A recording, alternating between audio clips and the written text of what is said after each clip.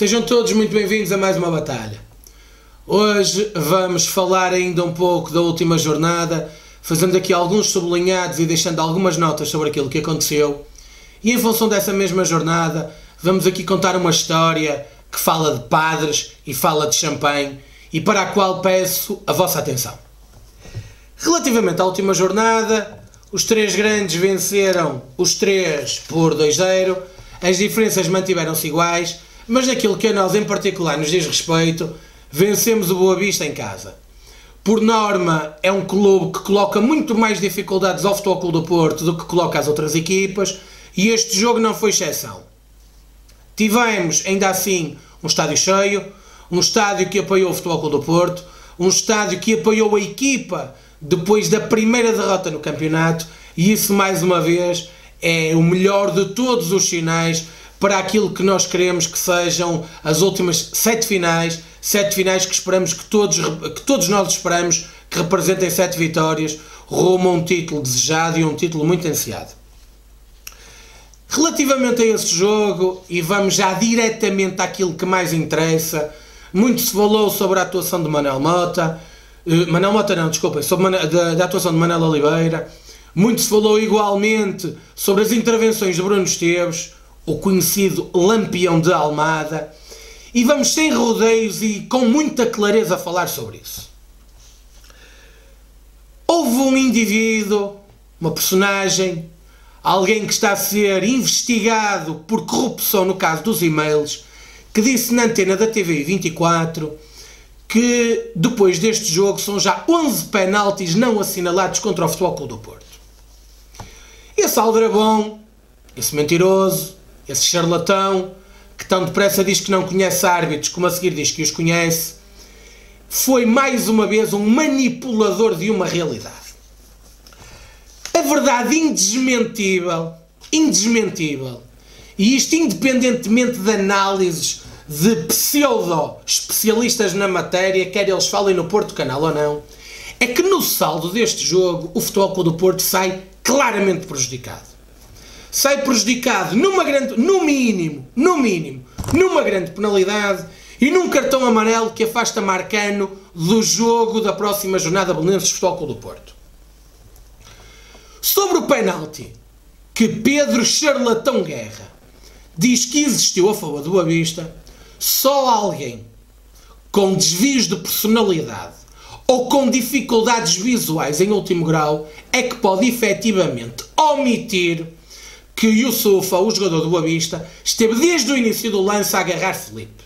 E, portanto, o agarrão de Youssoufa é simultâneo com o agarrão de Filipe, ou o puxão de Filipe, portanto, obviamente que não há lugar à marcação de uma grande penalidade. Pelo contrário, aos 29 minutos, há uma grande penalidade clara, inequívoca, indesmentível a favor do Futebol Clube do Porto, e é bom recordar que o jogo estava em 1-0, por corte com o braço de Rossi. O braço não estava na posição natural. O braço aumentou a volumetria do corpo do jogador e, portanto, é uma grande penalidade clara, inequívoca, indesmentível e que levaria, naturalmente, a que o Futebol Clube do Porto tivesse uma oportunidade de fazer o segundo gol. Simultaneamente, há um cartão amarelo a Marcano num lance na área do Boa Vista, em que Marcano salta a bola, e eu gostava de desafiar qualquer pessoa a saltar com os braços ao longo do corpo. Se alguém conseguir saltar com os braços ao longo do corpo e conseguir tirar os pés do chão mais do que 20 cm, é um herói. Marcano saltou naturalmente com os braços abertos, tocou num jogador do Boa Vista e Manel Oliveira deu-lhe o 5º amarelo que o impede de dar o seu contributo à equipa no jogo em Belém. Este é o saldo final deste jogo, um saldo final negativo para o Futebol Clube do Porto, um saldo final de prejuízos para o Futebol Clube do Porto e um saldo final onde, no caso de um penalti, árbitro e vídeo-árbitro estiveram mal e no caso do cartão amarelo, a Marcano, o árbitro, esteve mal. Depois, falou-se muito sobre as intervenções de Bruno Esteves, o vídeo-árbitro desta partida. Sublinhou-se pela positiva as suas decisões, sublinhou-se pela positiva que desta vez tivesse tido intervenções que corrigissem as atitudes do árbitro, mas esqueceram-se por um lado desta grande penalidade e essencialmente brincaram mais uma vez com a inteligência de todos nós. Vejamos, relativamente à grande penalidade marcada por Sérgio Oliveira, em que se diz que houve um rigor positivo na análise dos 2 toques de Sérgio Oliveira e, portanto, o penalti não poderia ser validado, ninguém sublinhou a incompetência de Manel Mota, vulgo jogador de dominó, vulgo fiel depositário de t-shirts, vulgo o padeiro de Gondomar, que mais uma vez, num jogo no Estádio do Dragão, cometeu erros atrás de erros em prejuízo do Futebol Clube do Porto. É que se por um lado Sérgio Oliveira tocou 2 vezes na bola, é indesmentível que a área já estava invadida por vários jogadores. E a lei é clara, o penalti tem que ser repetido quando algo acontece do género. Há aí uns internacionais, uns pseudo-internacionais, ou uns pseudo-inteligentes, ou uns pseudo-comentadores que dizem que isso é o bom senso. E, portanto, o bom senso leva a que esses lances não sejam repetidos. Pois é. Nos casos é um bom senso, noutros casos é o rigor. Mas eu acho que é importante recordarmos aqui algumas coisas sobre Bruno Esteves. E é importante por uma razão extremamente simples. Tudo se tem resumido nos comentários sobre Bruno Esteves às suas atitudes e às suas decisões em relação ao Aves Futebol Clube do Porto. No Aves Futebol Clube do Porto, Bruno Esteves, efetivamente, na qualidade de vídeo-árbitro, esqueceu-se aos 90 minutos de mandar assinalar uma grande penalidade sobre Danilo, que até qualquer invisual teria visto. Mas o percurso de Bruno Esteves está longe de se esgotar no Aves Futebol Clube do Porto. Bruno Esteves foi o vídeo-árbitro do Braga Futebol Clube do Porto, da 4ª jornada. Esqueceu-se de mandar assinalar grande penalidade por falta sobre Aboubakar. O Sr. Bruno Esteves, para além do Passos de Ferreira Benfica, em que foi vídeo-árbitro, que também já foi muito falado, foi árbitro do Benfica Braga, da Taça da Liga, fase de grupos, e árbitro do Passos de Ferreira Porto, também da Taça da Liga, fase de grupos. No Benfica Braga, Samaris distribuiu agarrões, puxões, gravatas, apertões de pescoço, a torto e a direito, e o Sr. Bruno Esteves viu bola, 0, não viu nada. Mas o mesmo árbitro, no Passos de Ferreira Futebol Clube do Porto, aos 88 minutos, mandou expulsar por vermelho direto a Herrera e desta forma impediu de dar o contributo à equipa no jogo do campeonato de Moreirense Futebol Clube do Porto, que nós até acabamos por empatar. O mesmo Bruno Esteves, este Bruno Esteves que estamos a falar, é um árbitro que no Tetra do Benfica apitou os seguintes jogos do Futebol Clube do Porto.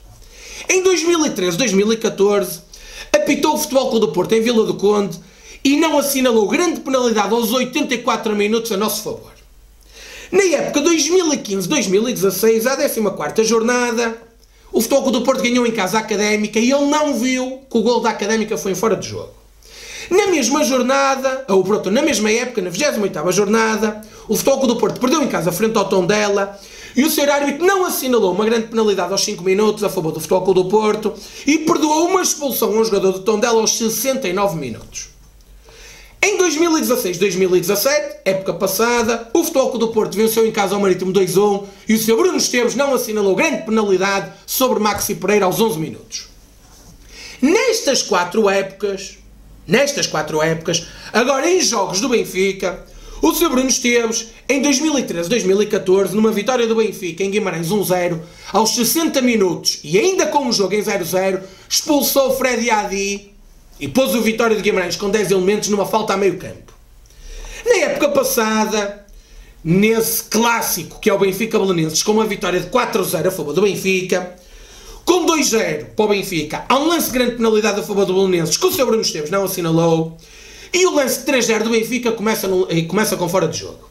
Meus amigos, isto são factos, são lances, são jogos específicos, não é conversa atirada para o ar, não é areia atirada para os olhos.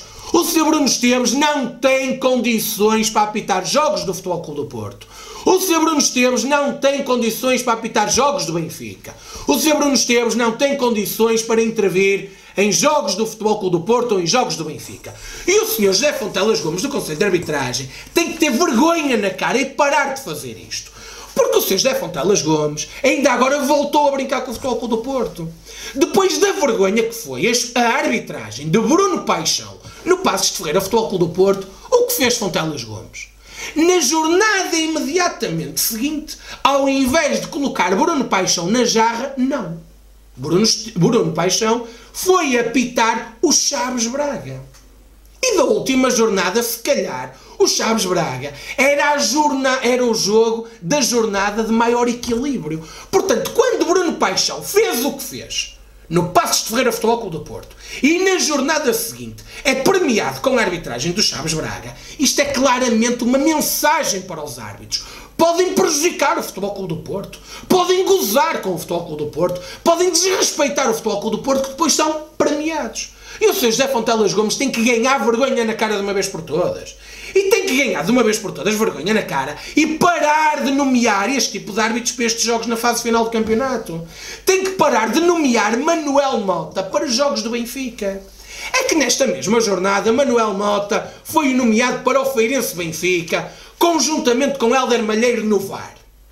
Sobre Hélder Malheiro eu não vou fazer qualquer comentário, porque se José Fontelas Gomes gosta de Hélder Malheiro, estamos conversados. E sobre isto não vou dizer mais nenhuma palavra do que esta. Se José Fontelas Gomes tem Hélder Malheiro em boa conta, somos todos malucos. E se quiserem, investiguem aquilo que eu estou a dizer. Agora, relativamente ao Sr. Manuel Mota, é escandaloso que nos últimos 6 jogos do Benfica fora de casa, note-se bem, nos últimos 6 jogos do Benfica fora de casa, Manuel Mota apitou 2. Ou seja, nos últimos 6 jogos, Manuel Mota apitou 33% dos jogos do Benfica fora de casa. Isto é uma vergonha, não há mais árbitros. Manuel Mota, que recordo, no Famalicão Santa Clara desta época da segunda Liga, perante a estupefação dos restantes agentes desportivos e agentes da autoridade presentes, assumiu e declarou o seu benfiquismo sem que ninguém compreendesse o porquê daquela afirmação despropositada. E Manuel Mota, neste Feirense Benfica, ficamos todos a perceber que tem um problema de audição, porque ele estava junto com Caio Seco, guarda-redes do Feirense, e perante o rebentamento de um petardo a uma distância curta, Manuel Mota só faltou dizer ao guarda-redes do Feirense para ele se deixar de fitas. Mas Manuel Mota, e vamos agora entrar no nosso conto, na nossa história de padres com champanhe, e para isto peço o máximo da vossa atenção. Manuel Mota anda a gozar com o futebol português e anda a gozar com toda a gente há muito tempo. Vamos recuar até ao dia 24 de abril de 2016. Com a época 2015-2016 quase a terminar, e recorde que a época 2015-2016 é precisamente a época que a Polícia Judiciária, nomeadamente a Unidade de Combate à Corrupção, anda a investigar por alegados jogos comprados pelo Benfica. Nesta mesma época, no dia 24 de abril de 2016, o Benfica jogou em Vila do Conde. Precisamente um jogo alegadamente que está a ser investigado pela Polícia Judiciária. Nesse mesmo dia, a 3 jornadas do fim, na Madeira jogou-se um Marítimo Arouca apitado por Jorge Ferreira e um Nacional Moreirense apitado por Manuel Mota. Estes 3 jogos terminaram com vitórias das equipas visitantes. O Benfica venceu em Vila do Conde por 1-0 com gol de Jiménez e depois disto, a 3 jornadas do fim, o Benfica ficou com o título na mão. Jorge Ferreira e Manuel Mota regressaram ao continente de avião, como é evidente, em conjunto com a equipa do Moreirense e com a equipa do Arouca. E sabem o que fizeram estes 2 senhores na viagem de regresso ao continente? Pediram champanhe para festejar a vitória do Benfica em Vila do Conde. Eu vou repetir bem isto. À 31ª jornada da época 2015-2016, o Benfica vence em Vila do Conde E no avião de regresso da Madeira ao continente, Jorge Ferreira e Manuel Mota, perante, entre outros, a comitiva do Moreirense e do Arouca, pediram champanhe para festejar a vitória do Benfica. Aliás, o representante do Moreirense dirigiu-se aos árbitros a dizerem que já achava que era demais aquele festejo. Diz quem viu, repito bem, diz quem viu, que é para depois não virem dizer que nós estamos a inventar, porque aqui ninguém mente. Aqui ninguém mente. Diz quem viu que só faltou cantar as papoilas saltitantes. Diz quem viu que Manuel Mota e Jorge Ferreira deram asas ao seu benfiquismo primário. E eu pergunto, têm estes senhores condições para apitar jogos do Benfica? Reformulando, Manuel Mota, que ainda está árbitro da primeira divisão, tem condições para apitar jogos do Benfica? Não tem. Manuel Mota, nas últimas 7 jornadas do campeonato, tem condições para apitar o Benfica ou o Futebol Clube do Porto? Não tem. E eu gostava de vos recordar outra coisa. É que nessa mesma época, Jorge Ferreira e Manuel Mota apitaram jogos do Benfica e do Futebol Clube do Porto. Jorge Ferreira e Manuel Mota, que beberam champanhe a festejar a vitória do Benfica em Vila do Conde, que quase dava o título aos encarnados, nessa época apitaram o Futebol Clube do Porto e o Benfica. O Sr. Manuel Mota, na época 2015 e 2016, apitou a derrota do Futebol Clube do Porto em casa frente ao Tondela. O Sr. Manuel Mota, nessa mesma época, apitou a vitória do Benfica em Setúbal por 4-2 e com 0-0 há um penalti claro sobre Suc que Manuel Mota inventou, um fora de jogo. Apitou também a vitória do Benfica frente ao Arouca por 3-1 e em que com 1-0 fez vista grossa a uma grande penalidade a favor do Arouca. Jorge Ferreira, nesta mesma época em que bebeu champanhe a festejar a vitória do Benfica, apitou o Futebol Clube do Porto em casa frente ao Marítimo, em que o Futebol Clube do Porto venceu por 1-0 e em que o Sr. Jorge Ferreira se esqueceu de assinalar 3 grandes penalidades a favor do Futebol Clube do Porto. 3 grandes penalidades. Minuto 23, 37 e 67. Nessa mesma época, o Sr. Jorge Ferreira, entre outros, no dia 20 de fevereiro, cerca de 2 meses antes de beber champanhe a festejar a vitória do Benfica, apitou o Benfica em Passos de Ferreira, naquele famoso mergulho de Jonas para a piscina. Meus amigos, estes senhores têm condições para ser árbitros? Não têm. Estes senhores não têm condições de imparcialidade. E o Sr. José Fontelas Gomes não tem moral, não tem decência, não tem vergonha de continuar a indicar Manuel Mota para árbitro ou vídeo-árbitro de jogos onde Futebol Clube do Porto ou Benfica sejam intervenientes. E eu desafio qualquer pessoa a dizer que isto é mentira. Eu vou repetir, diz quem viu, e vou-vos mais além. Não foram só dirigentes do Arouca e do Moreirense que vinham dentro do avião. Vinha mais gente dentro do avião. Desafio alguém a dizer que isto é mentira. O Sr. Manuel Mota bebe champanhe a festejar as vitórias do Benfica. O Sr. Manuel Mota bebe champanhe a festejar vitórias de um clube que compete na Primeira Liga. Isto é uma pouca vergonha, isto ultrapassa os limites da decência. E quem tiver coragem para desmentir isto, que venha, que nós estamos aqui para responder. Meus caros, é desta forma que terminamos mais uma batalha. Mais uma batalha onde vamos continuar a contar a verdade sobre as poucas vergonhas destes senhores. Não nos vamos calar, não nos calaremos, continuaremos a denunciar tudo isto. E quem tiver coragem de vir dizer que isto é mentira, apresente processos, que nós estamos aqui para nos defender. Um abraço e viva o futebol!